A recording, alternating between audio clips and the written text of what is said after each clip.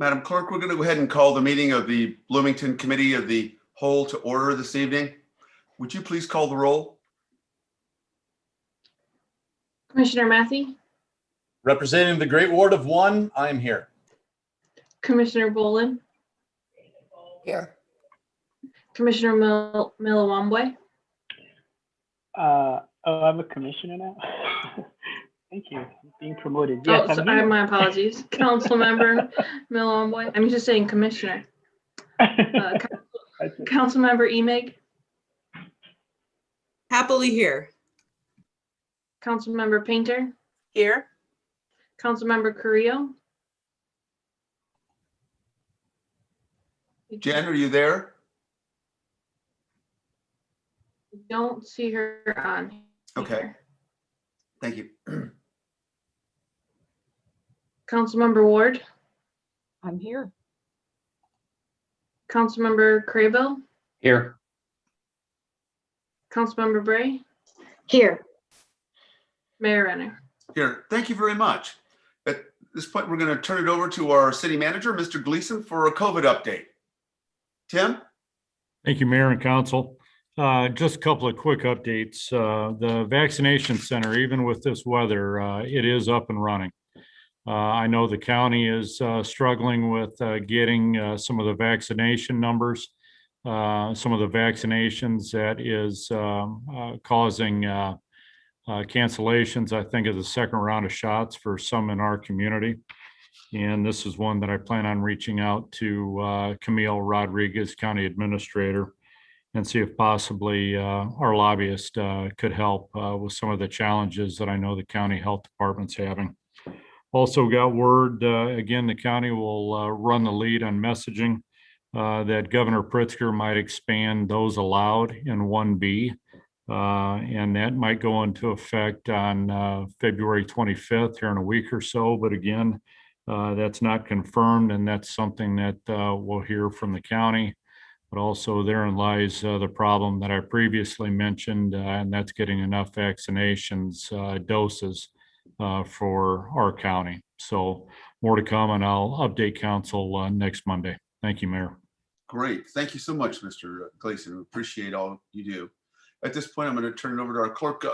Do we have people who have registered for public comment? No, we didn't have anyone register for public comment or submit email public comments. Okay. Nothing to announce then, Madam Clerk. Is that correct? Okay. Thanks. We next move. We don't have anything on our consent agenda that I see. We move to the presentation, discussion, and direction on future agenda topics. And of that, we start with employee remembrance. And I'm going to turn this over to Mr. Gleason again. And Tim, you have the floor, of course. Thank you, Mayor and Council, and to the community. This was driven through staff, thinking that we need to do more for the employees that have passed away during the previous year. And we typically will do in February the accomplishments for the community in 2020 or the year prior. And we're thinking that going forward, we're going to do this at the Committee of the Whole or a January council meeting where we're going to recognize those colleagues that we've lost previous year. We've lost 5, and I've got a slide deck. Craig, would you do the first slide, please? Next slide. Tom Drury was with the library, joined the library in 2009. Tom was a regular library user. He was even pictured and quoted in a newspaper article about the library services. In the article, he said, "I'm job searching. I don't have a computer at home, as fate would have it. His job search at the library would lead him to a job at the library." Beginning on December 28, 2009, as the site security supervisor. He built a safe environment in the library by approaching issues with kindness and working to build relationships with regular library visitors. Next slide. Justin Gale. Officer Gale joined the Bloomington Police Department in 2007.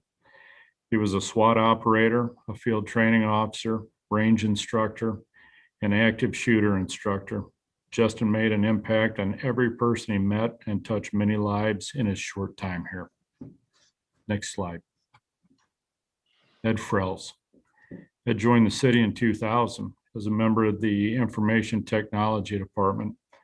He started as a PC support specialist and most recently was the system administrator. He spent a lot of his time supporting police and fire mobile operations and took a lot of pride in helping our first responders. Next slide. Earl Boydnott Jr. Earl was a heavy machine operator with streets and sewers and public service division of Public Works. He started his career with the city in 1996. Earl was a valued employee with strong leadership skills. He is deeply missed by all that had the privilege of knowing him. And next slide. Jerry Martolio. Jerry came out of retirement in 2013 to join the city as a technical assistant with the Public Works Water Division. He was founding member of the Friends of Everbloom, an organization which promotes conservation practices and water quality improvements at Lake Bloomington and Evergreen Lake. Jerry was also a tournament director for the Wounded Warriors Fishing Tournament held every year at Evergreen Lake. In this photo of Jerry, he's with his daughter, Pam.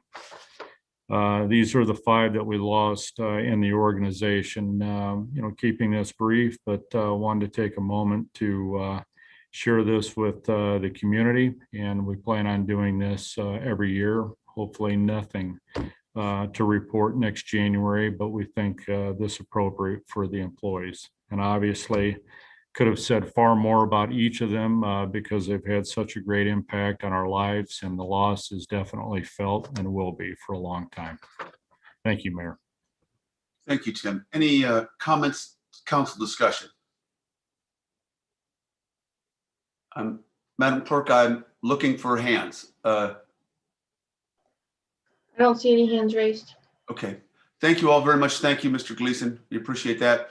We move along to item 6B, presentation on enterprise zone standardized incentive program concept. And this is going to have we're going to turn it over to Mr. Gleason and then a brief presentation, not necessarily brief, by Mr. Patrick Hoban, the CEO of the Bloomington Normal Economic Development Council. And I'm going to go ahead and turn it over to you, Tim, for some preliminary comments. And then if you turn it over to Patrick. Yes, sir, I will. Thank you, Mayor and Council. This was an opportunity to bring CEO Patrick Hoban of our EDC to present or have a discussion really with Council. This is a top priority for the EDC in trying to improve the enterprise zone incentive package that we currently offer. This is something that we have. There's 5 voting members that Patrick will talk about.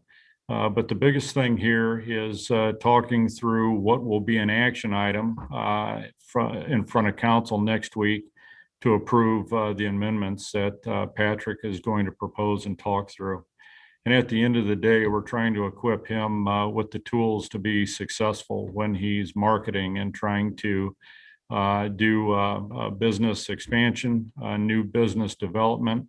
And what he's going to share tonight really equals speed in doing a deal, business, which is critical as we're being considered by different businesses, entities, site selectors, the state of Illinois, DCO doing what they do, trying to expand business in the state of Illinois.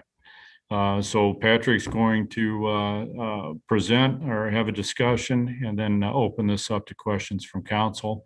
Again, this is going to be an action item next week.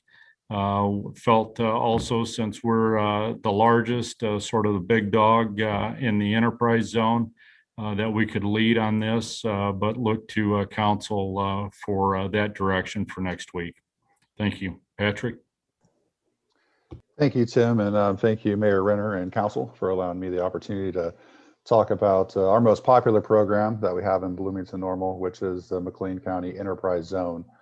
As many of you probably know, the zone is covers all areas of McLean County and Ford County, actually, because whenever we originally applied, we included Gibson City and Ford County so we can get more acreage within the zone. The most popular incentive within the zone right now is sales tax exemption on the building material.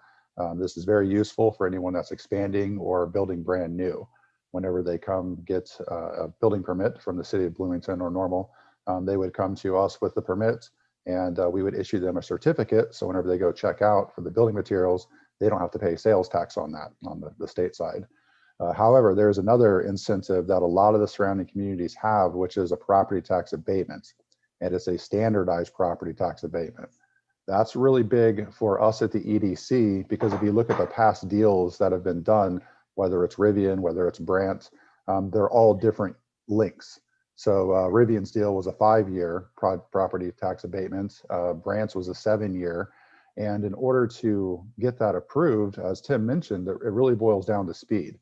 Right now, if there was a project that was between us and Decatur that could come from DCO, and they asked us what we could offer, I couldn't tell them. I'd have to ask you, I'd have to ask Normal, I'd have to ask the school districts, and we'd have to find out and negotiate.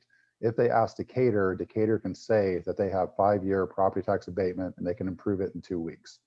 So we're trying to get to the point where we can be just as consistent with our message so that we can compete with the surrounding entities.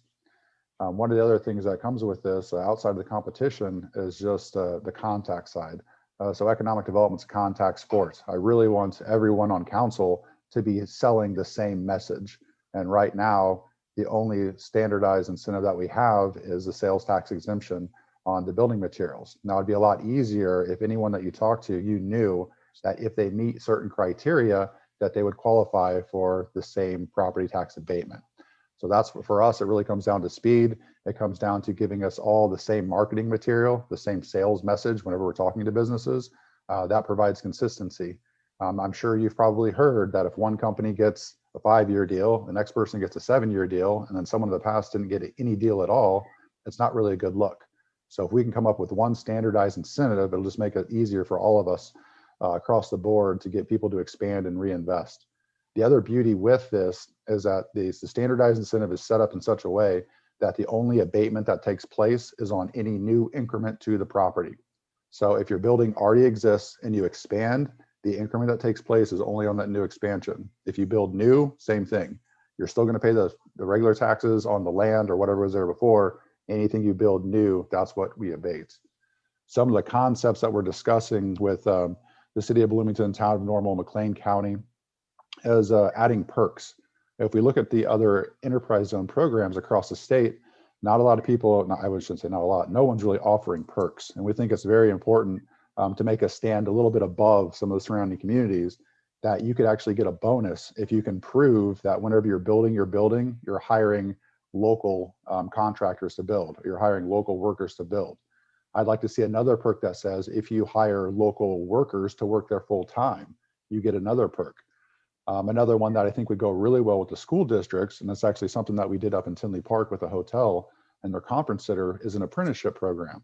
So if you can set up an apprenticeship program either with Heartland Community College or the local high schools, then you can get another perk to do this. And last but not least, one that I think that is going to go a long way for us, and that is a minority and a woman perk as well. So if you can prove that you're hiring 120% above the industry average, which we can find that off the Census Bureau, you will get another perk. I think that'll be key going forward as far as diversifying our workforce in certain industries. With that, I'll open up for questions. This is, like Tim said, this is a top priority for us. We've got about, I'd say, 6 things that are always ongoing at the EDC, unlike our projects, which I'm also happy to say that since January, we do have 8 new projects in the pipeline already. That's on top of what we had from last year. But as far as the optional ones, our short-term goals, this is number 1. We'd really like to get this done in Q1. So we've got a standardized incentive going forward that we can all set. And Mayor, before we go to questions, I wanted to piggyback off of a couple of comments that Patrick had. When I stepped into this position 2.5 years ago, and even as recently as last week, met with the school districts, Dr. Barry Riley at District 87, and have met with the Unit 5 superintendent and their corporation council. And one of the concerns that they had was incentives, this very topic, and others. And wanted to have some assurance that this was not going to be the first tool out of the toolbox. Wanted to have a level of understanding, to Patrick's point, of what constitutes a deal. So the uniformity that Patrick talks about is important, and number one on their list was just letting us know what's going on when we're talking about the different deals, instead of finding out in the pantograph. Have us be a part of these conversations when you do get to a point where you think an incentive is what's going to make or break that deal. The other thing that Patrick just mentioned, well, I'll skip that. But one thing that I wanted to share also is this is not going to be an agenda item on February 22nd. Some of the other bodies are working on the language, so it will likely not come in front of council next week. So I misspoke and got that update as Patrick was presenting. Mayor, I think Thank you very Jamie. much. At this point, we've got 4 hands that are up. I'm going to start in the order that I see them. Councilmember Craybill, Matthew, Mboka, Milawambwe, and then Ward. Jeff, go ahead. Thank you, Mayor, and thanks, Patrick. Great information, and I think hopefully at some point soon we'll see something in writing on this to review further. So a question I have. So I guess the taxing bodies like the city will lose some autonomy in improving things on a case-by-case basis, right? Yes, it'll actually be, well, there'll be somewhat control, because the way that the state has set up the program, it's not a case-by-case basic or project by project, but more or less we all agree on a standard. And then after that, we just, as an advisory board, we would say, yes, they met the standard. So it's more of an audit process and not a yes or no, which in the past, we would have brought you a project and say, hey, is this something you want to incentivize and how much? Right, okay. And then I like how you talked about including, local labor incentives and minority and women-owned business incentives. What about something like, project labor agreement, some requirement to hire some union workers, that type of thing? So we're actually working with LIUNA right now. We've talked to them about the plan that is called a local labor utilization plan. And that's similar to what Decatur has in their enterprise zone abatement program right now. And that's something that they like the way that looked so far. So once we get the final language done, but right now we've got a thumbs up with them without actually including a PLA in there. Great. And one of the things I read Decatur's plan, and one of the things I liked was that, sometimes in the past we've seen, businesses move from one city to the other here in McLean County and get incentives. What they have in their plan is that if you just move within the enterprise zone, you don't get an incentive.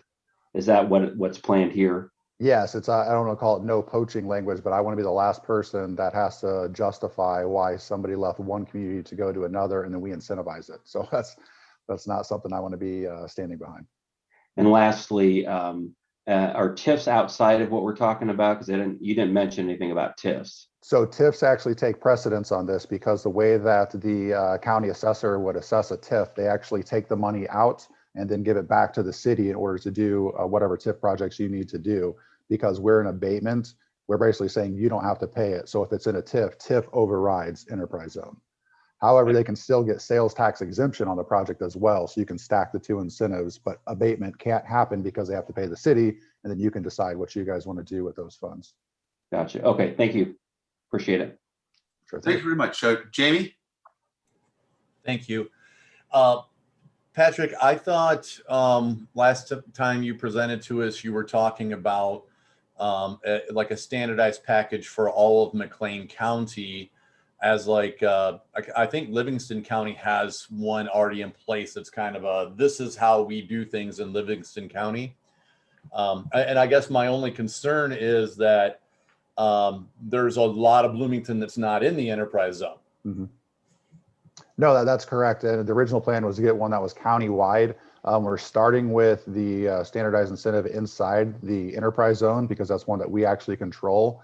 Outside of the enterprise zone, there's a lot that we'd have to get all 23 municipalities on board. So we're going to start with these 5, and then it's like eat a whale one bite at a time, and then we'll work on that next one.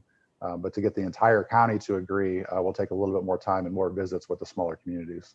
Okay. That's a great answer. I thought that's what you were going to tell me, so I appreciate that. The other thing I just want to make sure that we're paying attention to is I hear a lot from small businesses who feel like they are never included, or they don't feel like they're allowed to participate, that we only incentivize big businesses. That's not true, because I could name a half dozen small businesses in Ward 1 that have gotten some sort of incentive over the years. But I just want to make sure that as this is going forward, we are keeping in mind those small businesses and how they're going to be able to participate in the incentives package as well. Because, even though a business might only have underneath the 25 employees, they're still significant contributors to the city. So just however we're framing this, let's make sure that we make it easy enough for small businesses to participate as well as big businesses too. Other than that, everything you said sounds great, and I'm looking forward to seeing what comes forward. Great, thank you. Thank you very much. Next, Mboka. Okay, sorry, Patrick, thank you so much. I know, when you were first hired, you and I discussed this briefly in your office, and you said that it was part of your plan. So I just want to congratulate you on a job well done and delivering what you said you were going to do. That's awesome. I wanted to get a little bit more details about the perks that you talked about in terms of hiring local workers and have apprenticeship and hiring minorities. So I just want to know, what kind of perks people would be getting if they do, they should be proficient in those areas. So the standardized incentive that's written in Decatur that we're looking at, it would start off, it's a 5-year abatement program. So in year 1, you get 100% abatement on the new increment. In year 2, you get 80%, year 3, 60, 40, then 20. So the goal is for every perk that they hit, they can get an additional 20%. So if they do all 4, they can in theory get 5 years of property tax abatement on that. So if you're thinking about the build local and the hire local, those are both 80% thresholds. So if you can show that you hired 80% of your workers full time, that you got them from McLean County, or 80% of the workers were used to do the construction, same thing. And then the minority and women, like I said, it's 120% over the industry average.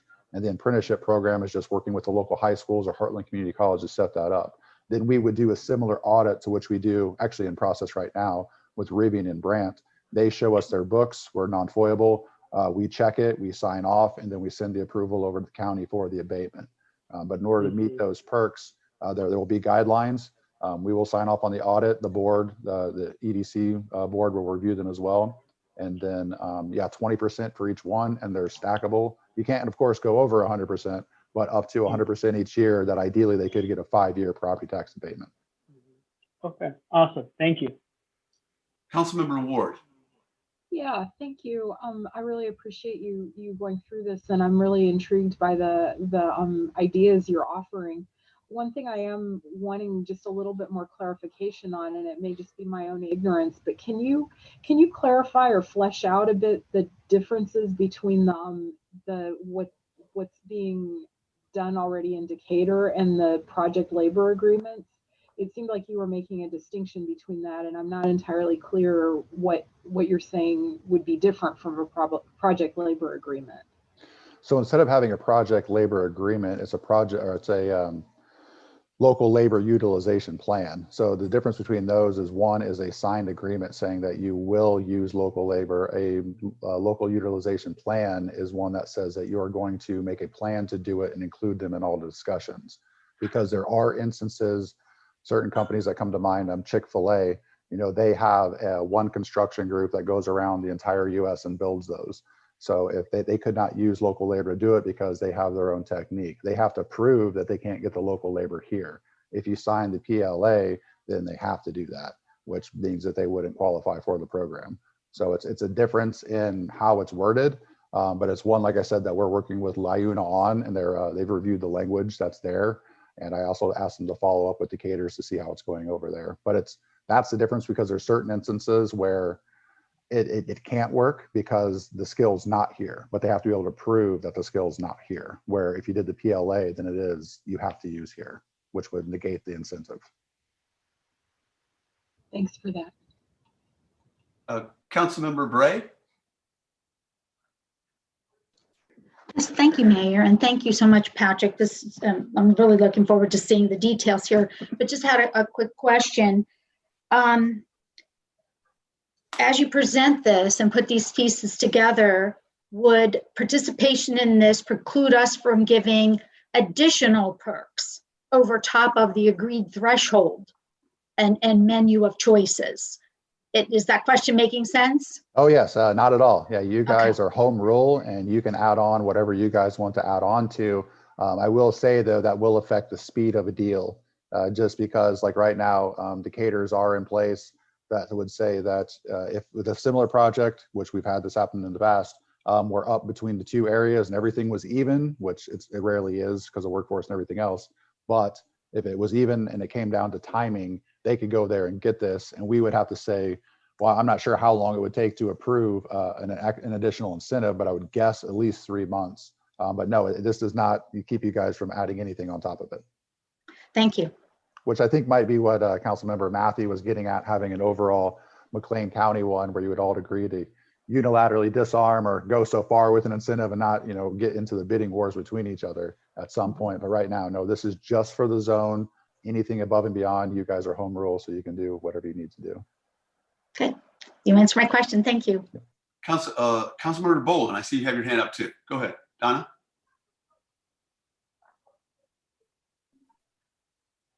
You need to unmute yourself, Donna. Donna, we can't hear you. Yeah, I got it. I have a question regarding perks also. I know you talked about hiring, and my concern always is median income, trying to get jobs that pay medium income rather than just hiring workers, because that doesn't provide any information to me as to the quality or level of income for those people hired. Right, and there is another thing that's in there, which were originally called like high impact business, but it was too confusing. But there's another category that if they hit a certain wage, if they exceeded the median wage for McLean County, that they would automatically get the 5 years. Okay. So that's some other language we're working with the attorneys from the town and the city to try to find out if that's one way that we can incentivize them, that they would automatically get 5 years if they prove that they go above and beyond and not the graduated. Okay, thank you. So I agree, because all jobs are not created equal. Yeah, thank you. Thanks. Let's see. Anybody else? Oh, Councilmember Emig, I see your hand. Go ahead. Julie? Yes, thank you. I seem to have somehow disengaged my electronic hand. Patrick, thanks for the presentation. I really like the consistency and the speed, and I'm especially intrigued by the list of perks that you're attaching to this. So I really just have two questions, because so many folks have already asked my other questions. If you could just review for the crowd what constitutes an enterprise zone, like what kinds of businesses would be eligible. And then my second question is just my speculation. I know that the local public school districts are eager just to be part of the conversation so that they understand what's happening and can have some input. But I wonder if there also might be a way to ensure that a percentage of some earnings that the business is making could be funneled into the schools. Say, if a business qualifies for a lot of these perks, can we also ensure that the schools are reaping some benefits, if you know what I mean, sooner rather than later? So the enterprise zone itself is just a huge shape. It's a collection of different properties that are out there. And if you go on our website at bnbiz.org, up in the upper right-hand corner in programs, it'll actually show you a shape file, and you can see what's in and what's out. And every now and again, we do come to you guys and ask if we can amend that shape because we need to add it for a new project. But the zone itself, it covers, like I said, McLean County, Gibson City, Bloomington and Normal, and then also different areas of Ford County. So that is the enterprise zone. It's a state program that the EDC administers on behalf of all 5 entities. So everyone applied in the IGA, and the EDC was the designator, or actually the CEO. So I get all the glory and the burden of managing this entire zone and all the projects that come through it. But it's a wonderful program.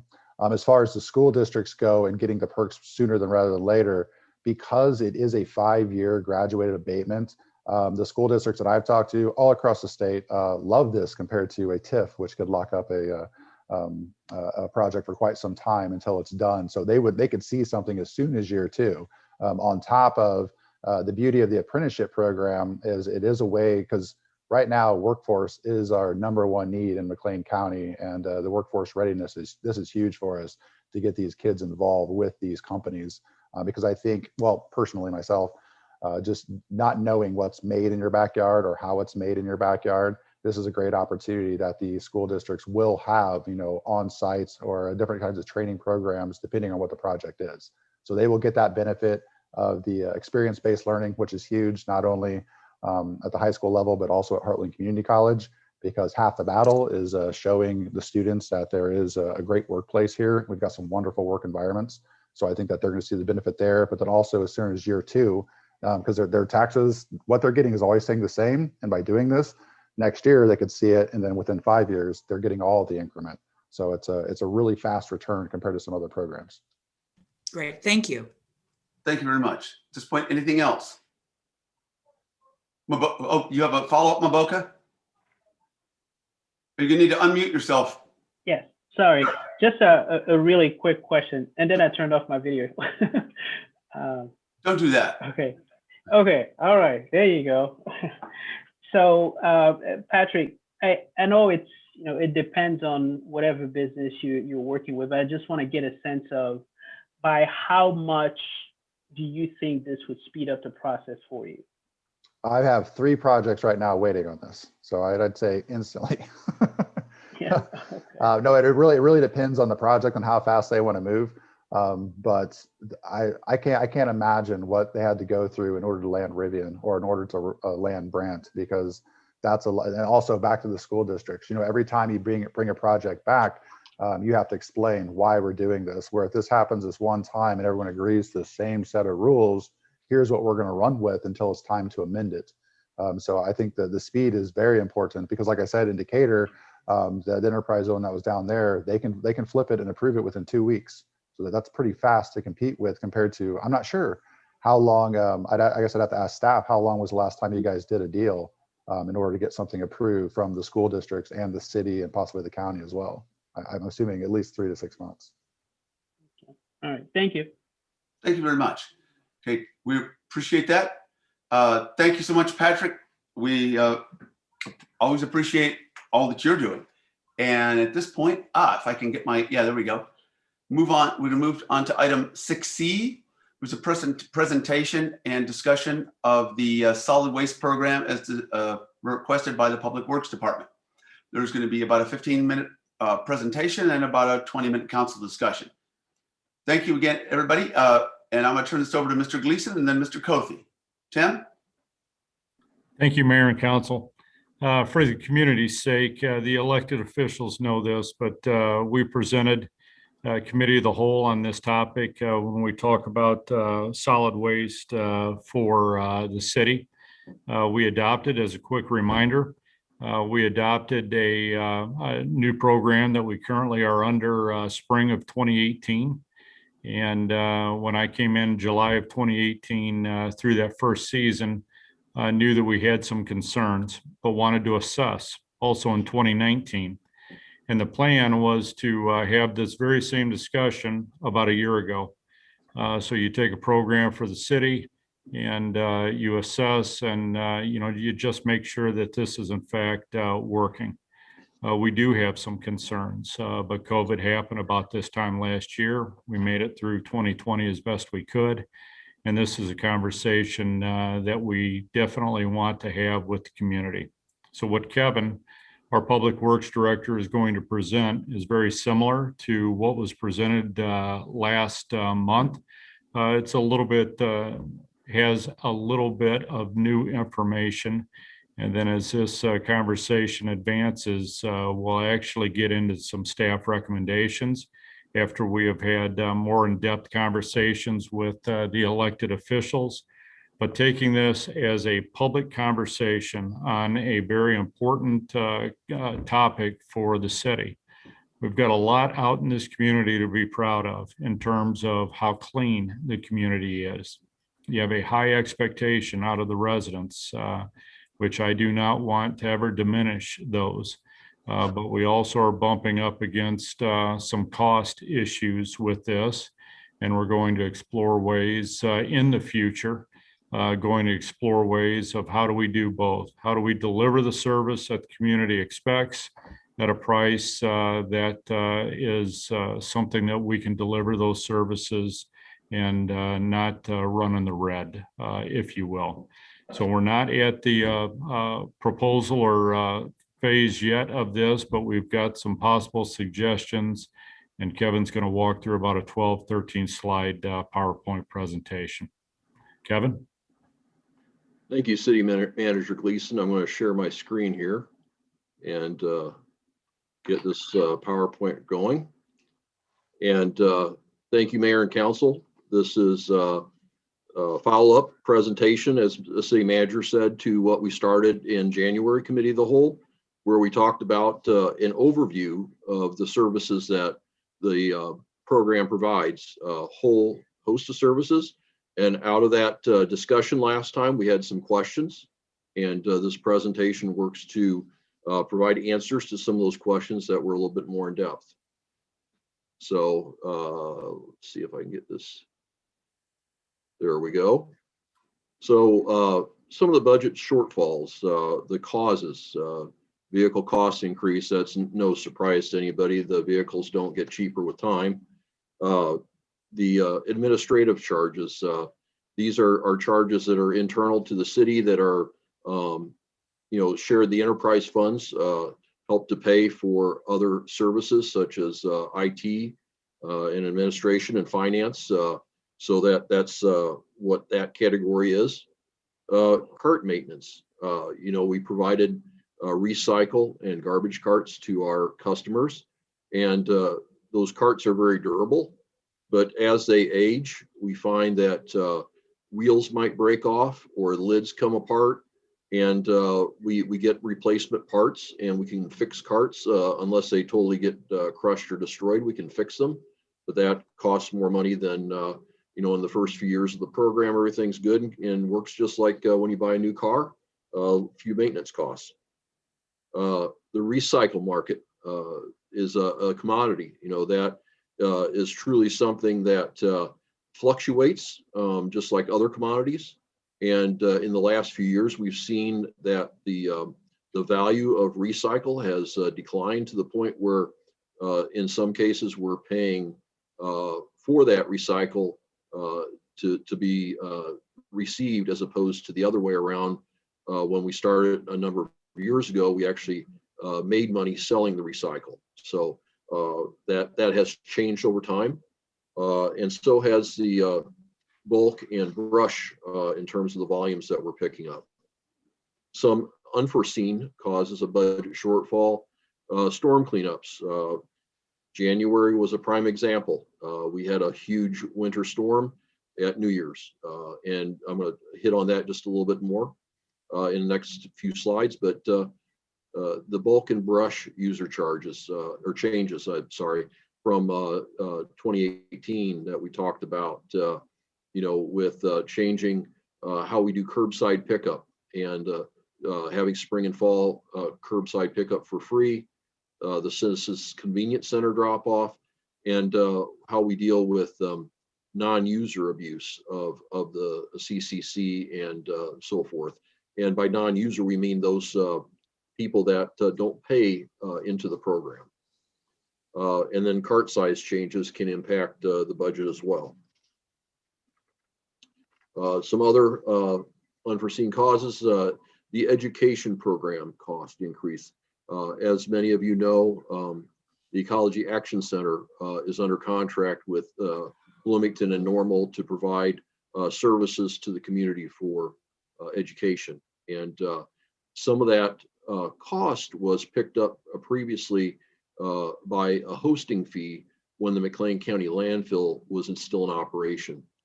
Since that landfill has closed, our waste goes to a transfer facility and goes to landfills outside the county. And so our solid waste program had to fund those education program costs as opposed to the host fee helping to pay for that. We have e-waste recycling that we partner with the town of Normal. If people have old computer monitors or TVs, they can drop them off at Normal, but at one time we weren't paying for that, and now we need to help subsidize that so we can continue that valuable program. Another program in the community is Dropbox recycling.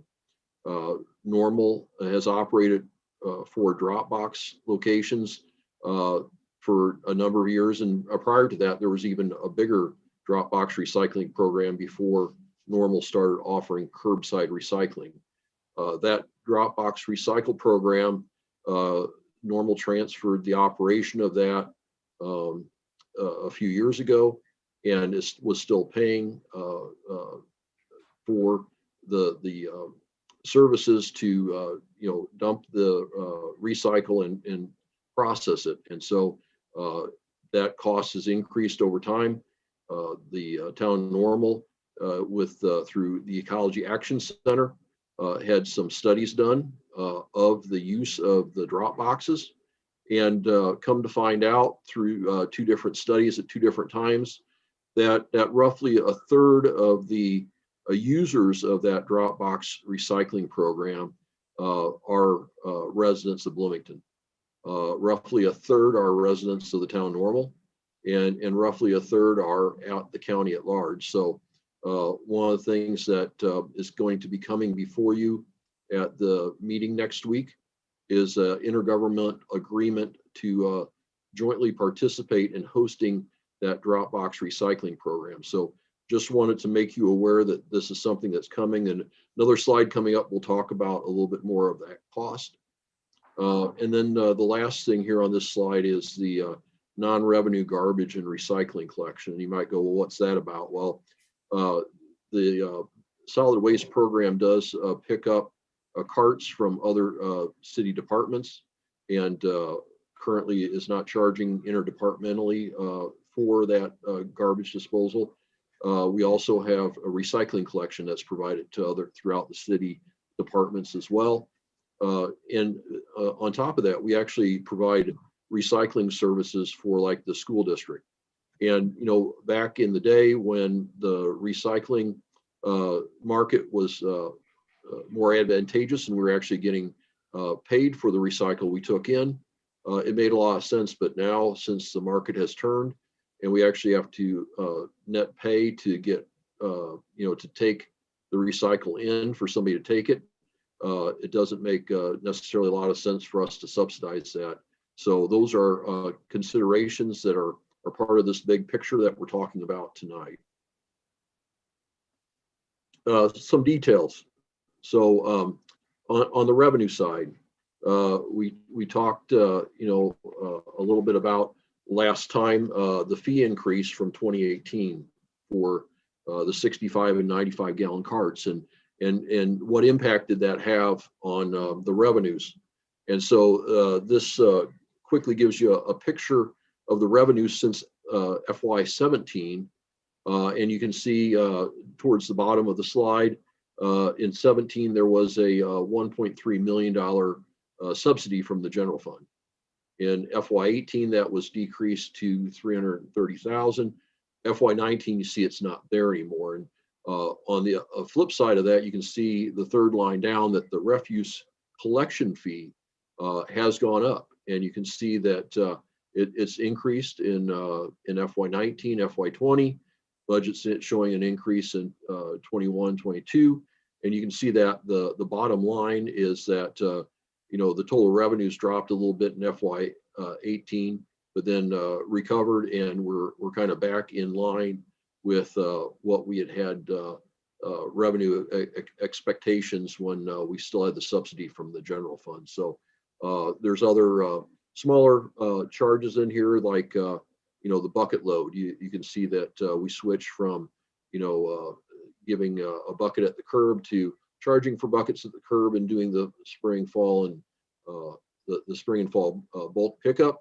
You can see that our revenues from charging for buckets at the curb during other times of the year has actually gone up a little bit as well, helping the income. So you can also see on this kind of towards the middle, the recycling materials in FY17 and 18 actually provided some income, where with the changes in the commodity pricing for recyclables, that flipped, and it went from being a revenue to strictly an expense to dispose of our recycled materials. So just kind of a quick overview of that. Here you can see total revenues in a bar chart. Gives you an idea of how we're doing with or not total revenues, I'm sorry, the fee with just the cart, the fees for the cart pickup monthly has been increasing as time goes on. Another question that came up last time was the low income fee discount. And we don't have a lot of them, but we do have some. And in 2018, we had 5 carts in the program, but in 2020, we had 24 carts. And we would, as staff, recommend continuing the program because it can help out some low income people that qualify for the program. And even if all 24 carts were 95 gallons, the difference would be about 4,000, and not all the carts are 95 gallons. So modest expense to the program. The disposal and education expenditures. This is just a small part of the expenditure side of the solid waste account, but just kind of wanted to highlight some things here with this. You can see that the garbage is our main item for disposal, and that would be what we take to the transfer station. That contract is also something that will be coming before the council at the meeting next Monday. That contract was recently rebid. The current contract expires the end of this month, and we partner with Normal on bidding that. So we jointly bid a multi-year contract for taking the solid waste, the garbage, to the transfer station, and so that will be coming before the council next week. But you can see that over time that has steadily increased in price. The bulk waste has bounced around a little bit, but is increasing in price on us now as well. And part of that is probably due to the spring and fall free pickups and how successful those programs have been.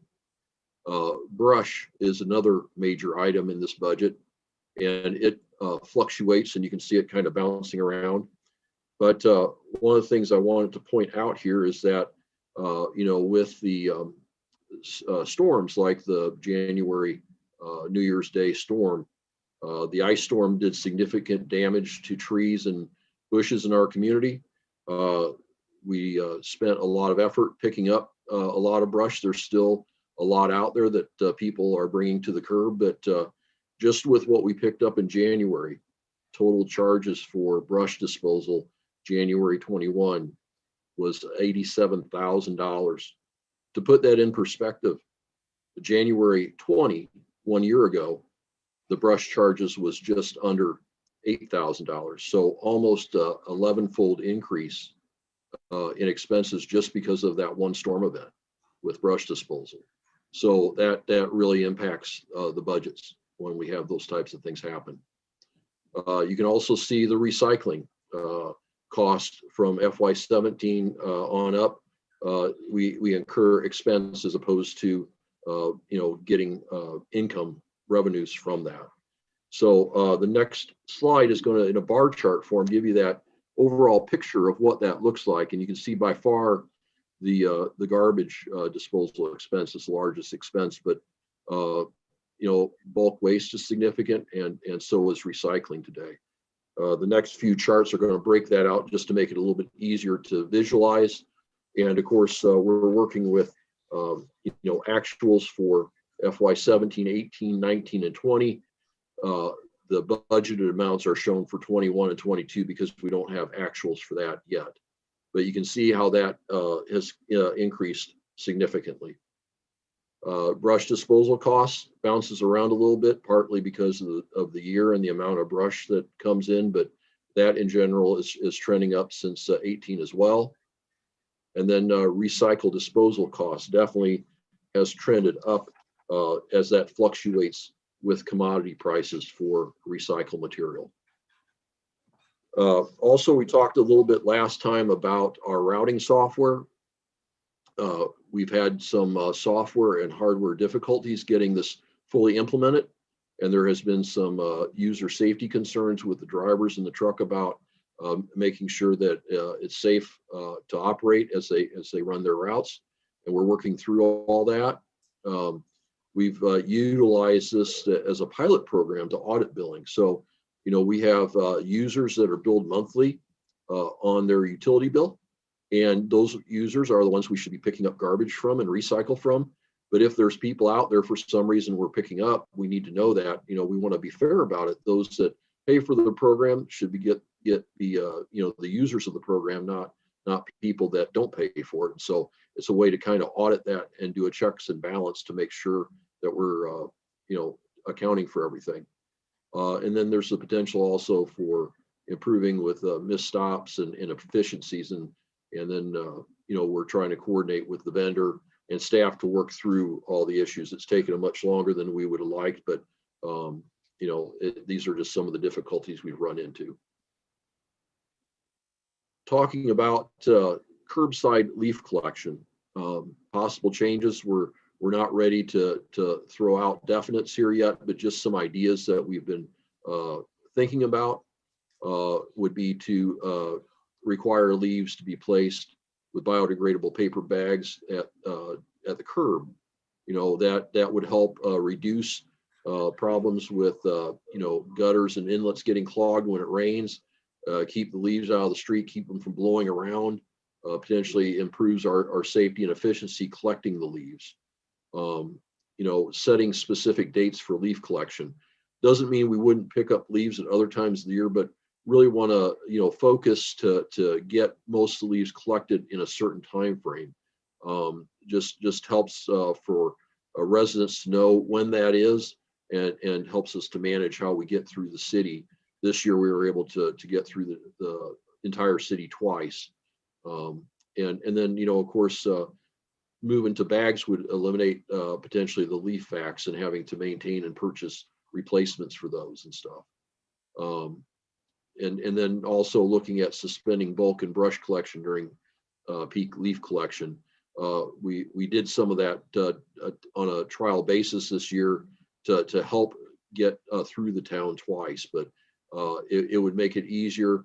And also just some of the commingling. Sometimes we've had issues with residents commingling leaves with other types of brush, which we can't when we dispose of leaves, those go to a farmer's field, and we can't take branches out there.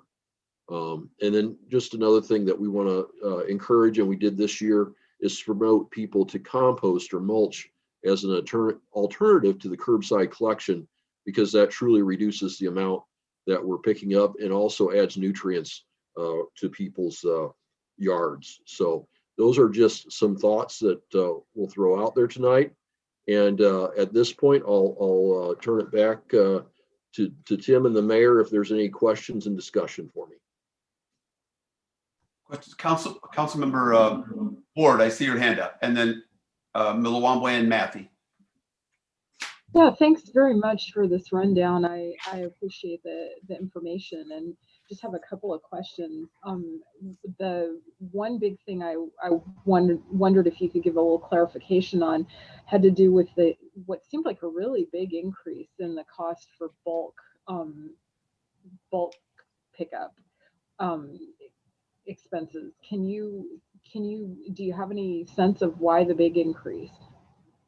We're just, running more bulk now than we used to. And, those are just the bulk disposal costs. So, I think that from, things I've heard that, we might be getting other people using the spring and fall bulk collection that might, be friends or relatives of somebody that doesn't get free bulk.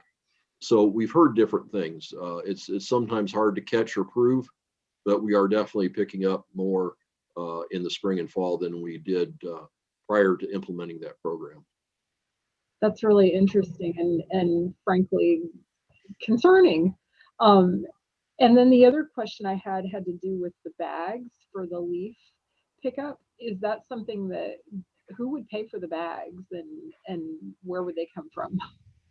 Yeah, and that's something we haven't proposed yet, but there's options there, because we could potentially provide bags, but at the same time, we know that the stores, they do sell these types of bags, and potentially our local businesses could benefit from selling bags. So we haven't landed on anything yet, but there are some options there. Thank you. Mm-hmm. Thank you very much. Councilmember Milawambwe and then Matthew. Okay, thank you. I was moving around and I wasn't intending on asking a question, but since I have the floor, I'll ask it. Sure, go ahead. So, Kevin, you talked about non-user abuses. At least that was in the presentation. So I wanted to get a little bit more detail about what that entails. What are people doing that count as abuses? Yeah. So one of them was, Councilmember Ward's comment about the, bulk, the increase in bulk, because potentially if people are setting stuff out on the curb that are not, that bulk is not from that residence, then that is a non-user abuse.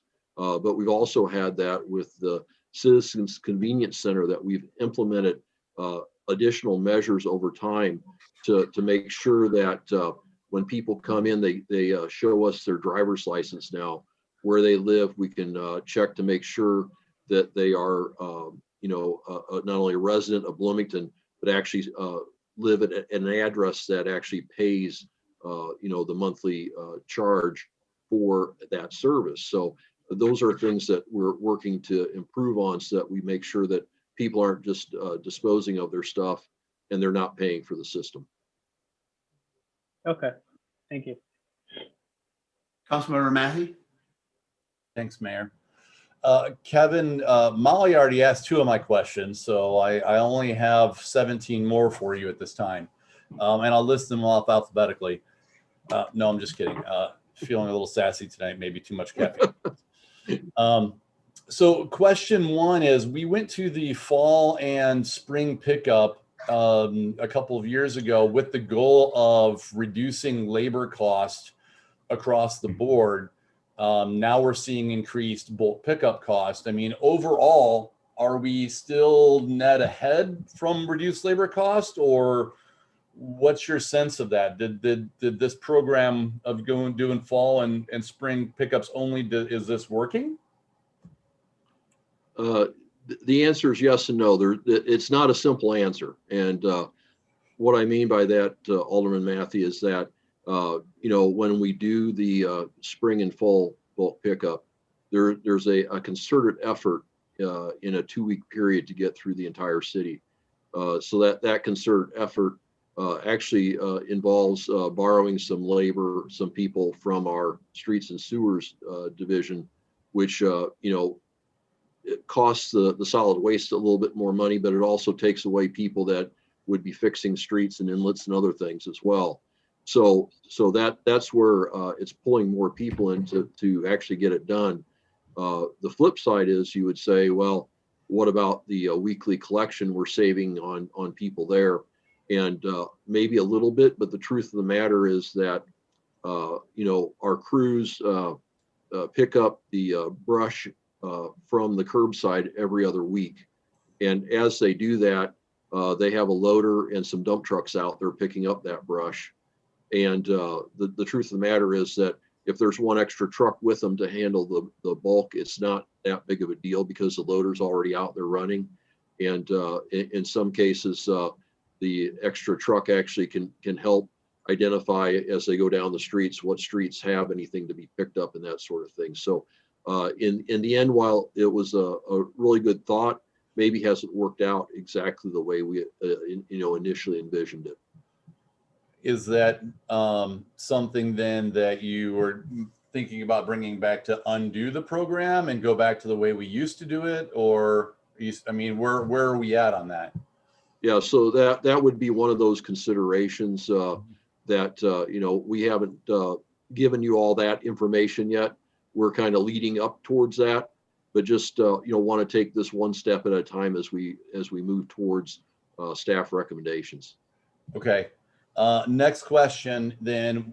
So my area for Ward 1 has a significant amount of apartments in it. And one of the ongoing issues that we have is apartment cleanouts where they just dump an entire apartment on the curb on whatever day of the week it is that they want to, as opposed to the regular scheduled pickups. Are we recouping charges for those apartment cleanups? Is somebody paying that bill for when we've got to go do that? Because personally, that's like a program I would like to see us go away from doing that. They could get a roll off for $100 for 3 days and load all that stuff into a roll off dumpster and it's gone. Because every situation, that's a business, right? That's not a house that somebody's moving most of the time. That's a business that is a rental manager that's running a business. And I want to make sure that if we're, it happens often enough, I want to make sure we're recouping charges for picking up that mess for these businesses. Yeah, so if the tenants are part of that solid waste program, paying that monthly fee and stuff, they're entitled to the bulk pickup. But on the other hand, as you point out, that kind of abuse, if you will, at this point, we're actually charging by the bucket.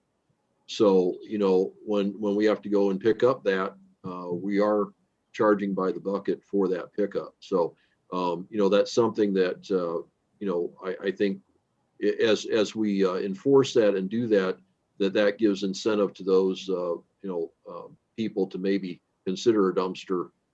If we make it that price point where they're realizing, oh, it'd actually be cheaper if I actually got a dumpster temporarily while I cleaned out all my stuff.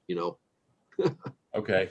Well, yeah, because I think one of the things that when we did all this, I got outvoted on was that the price we were charging per bucket was lower than our actual cost of labor and actually picking things up.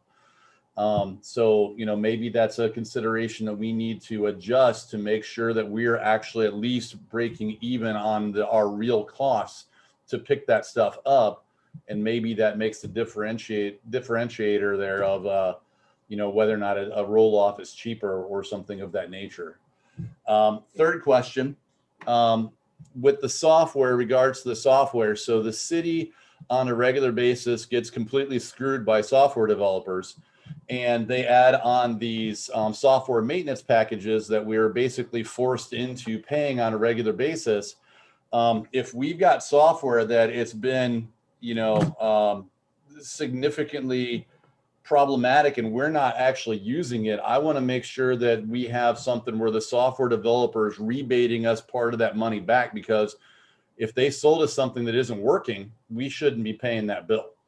And so, is somebody looking into that or making sure that we're coming out of this, You know, we shouldn't be paying for somebody else to beta test their software. Appreciate the comments there. And yeah, we're working through those issues. Like I say, it's a combination of hardware, software, and of course users too. So I just want to be upfront with everybody that it's not worked out exactly the way we thought, and we're still trying to work through it. So yeah, and I get that, and sometimes in a new situation like this and stuff, I just don't want them coming back and saying, hey, now we're in year 2 of our software maintenance package, and you need to cough up a bunch of extra money when the software never actually worked right to start with. Yep. So that'd be my opinion on that. And I just want to make sure that we've got top of mind awareness that somebody is looking into that. And that is occurring, Jamie. It's something that is ongoing. We're bound by the contract that we agreed to 3 years ago. So there's a number of factors. But we aren't just letting it fall by the wayside without trying to address it. Okay. Thanks, Tim. Appreciate that. That's all my comments, Kevin. Thank you for all the hard work you guys do. appreciate it. Councilmember Bolin, I see you have your hand up too. Yeah, I have 17 questions too, just like, no, most of them were answered. So I remember when you first switched over to the carts, and there were many more carts purchased than were actually distributed. Do you still have that inventory? We've gone through that inventory. We've actually had to buy more carts. over Okay. time. Okay. Another thing, and I had suggested this back when a lot of these discussions were taking place, the possibility of using the My Bloomington app if someone does have bulk to pick up, or let's say a tree fell in their house, and not on their house but in their yard, and they decided to chop it up themselves and put it on the curb, that they could actually reach out and schedule with the My Bloomington instead of having the trucks just drive around through the neighborhoods on a regular basis. Would that save any kind of money? Yeah, that was the thought at one time, was that people schedule, for appliances or bulk or brush.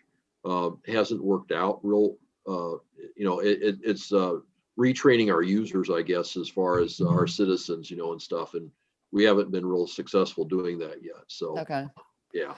Okay. And I believe, correct me if I'm wrong, that citizen drop off, in the past, we had a contract with Henson. Are we doing that in-house now to save money? Yeah, so there's 2 parts to that. One is the disposal, and the other is the hauling. And so the hauling was done by Henson as well, and we switched to doing that in-house as a pilot back, I think it was August or September, and that's worked out well for us. And instead of loading roll-offs in the yard and having the vendor come pick up the roll-offs and transport them and charge us a fee for every transport, we have the dump trucks, when they come back to the yard in the evening, park in a certain spot, and then the loader fills them up, and then the first thing in the morning, those trucks run to the disposal site, dump the materials, and then start on their regular route. So it's really using our existing staff more efficiently and avoiding that extra charge from the vendor. Okay. And 3 more. The drop box that you plan on using, is there any reason why the residents couldn't go directly to Midwest Fiber for recycle?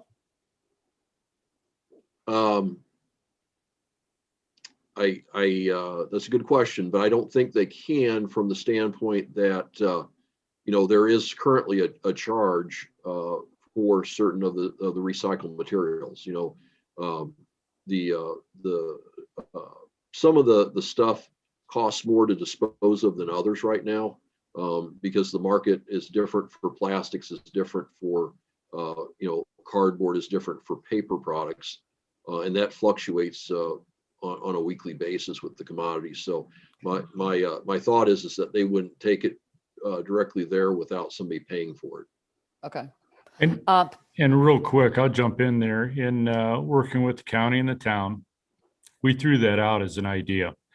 Even if it was our contract that we held, a central location where we don't have these drop-off points, and that's something that they were not interested in, or felt that they had the ability to do that. okay. Then also this Dropbox location that's possibly going to be in West Bloomington to accommodate the city residents and the county residents. This is just one of those amenities, you know, that we feel that possibly it's the right thing to do for the community. But definitely Alderwoman Bolin looked at the Midwest Fiber site as the drop-off point, as the sole drop-off point, and it just didn't work. Okay. Okay. Just asking. Mhm. And I guess one of the major reasons that it costs the city is that we have this free pickup, but then the disposal charge is what really costs the city. So, I mean, I recognize that. And I'm going to throw this out there because we never got to the point of even getting a cost analysis of transferring to privatizing trash pickup. I know that was suggested by someone back when all this change was being made. I think, would it be possible to at least get a cost analysis of what it would cost for us to unload to a private sector, to the private sector to do some of these services for the city? Yeah, I think that there was some looking at that a few years back, but it's somewhat complex because the solid waste program, as we mentioned, does other things like grading and fixing alleys that are gravel and cleaning up medians and other things. So there's other purposes our staff does during the year. So if we privatize some of that, then some of that subsidy, if you will, because the truth of the matter is that the carts, the monthly fee is helping to pay for all these other things that go on. So the gravy is really picking up the carts with an automated truck every week, or picking up the recycle. The stuff that costs a lot that is not usually included with the private vendors is all the bulk and brush and all these other services that are, if you will, almost a Cadillac thing that we provide a la carte, if you will, on top of it. We do have a contract, with a vendor to provide services for Lake Bloomington, and that was recently approved, and it's much cheaper, but it doesn't have those other level of services with the other amenities that we provide. So it's hard to compare all that apples to apples when a private vendor usually isn't going to provide all these other services that we are. Okay. So. Okay. Thank you. Just to Alderwoman Bolin, or anyone on this issue, given that this would probably involve a fair amount of staff time, this might be something that could be an aldermanic request. And if there's interest by the council in exploring this, then we could have the staff go down that path. Councilmember Milawambo, do you still have your hand up, or is that you want to ask a question? Wait, you need to unmute yourself. Dude. Yes. I know it must be the weather. It must be the weather. Sorry. It's so warm. Yeah, it's Monday. By Wednesday I'll just be hitting full stride.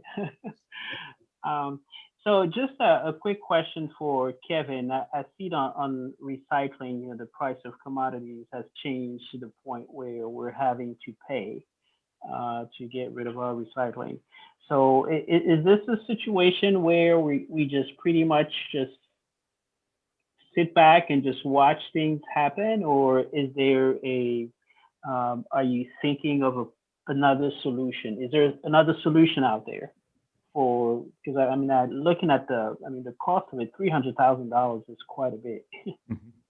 Yeah, it's a challenge, right, for not just Bloomington, but for our country as a whole, because at one time, we all know that recycling is good for our environment. But at one time, the market was pretty hot, and it paid for reimburse the solid waste fund by providing income to it. But here lately, with some of the trade things that happened with China. China was a big market for a lot of our recycle. That all dried up a few years ago with some of the trade deals and stuff. And the local U.S. markets are starting to rebound a little bit. From what I understand, talking to Michael Brown and some others in this recycle promotion type industry, including Midwest Fiber folk, that the U.S. market is starting to build more capacity to take more recycle, because in the early days of recycle, there wasn't as much recycle. We've encouraged people to recycle, and I think that's the right thing to do. But in the end, now we've got more recycle than the U.S. can use right now, and so being a commodity that affects the price of whether we're paying to get rid of it, or whether somebody's paying us to take it because it's a product they want. And that really depends, like I said, whether it's cardboard or paper, or, the aluminum makes money, right? I mean, aluminum makes money when you sell it, but some of the other stuff, no, that we have to pay to get rid of it right now. But eventually we hope the market will turn around, and we've seen that starting, but it's going to take some time, and we just need to hang in there, is what everybody says. Thank you very much. Anything else, Mboka? Ça va bien? Okay. Thank you very much. At this point, I appreciate it. Thank you, Mr. Gleason. Thank you, Mr. Cothey. We really deeply appreciate all your efforts and work. And at this point, I'm going to turn it over to Mr. Gleason for a city manager's report, just before we wrap up. Thank you, Mayor and Council. And thank you, Kevin, for the presentation. Real quick, back to that. More to come, obviously, to share. But really, we think, part of the solution, or a large part of the solution, is potentially in the efficiency of the services that we deliver and consequences. So if we say you shall place your brush or your leaves out in a certain fashion, on these dates in this location, there's consequences for the resident if they don't.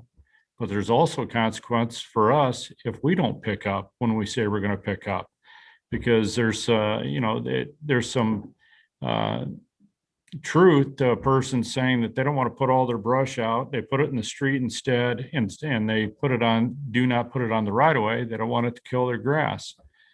So I understand that, and we're working towards what the solution is. It's not necessarily in the city saying we need more from the resident. We think that we have a lot of room in figuring out what the efficiencies are, and also how creative can we be when we talk about brush as an example. Maybe we do something different with the brush that we collect, and look forward to having additional conversations with everyone. Craig, if you would throw up the first slide, please. New employees.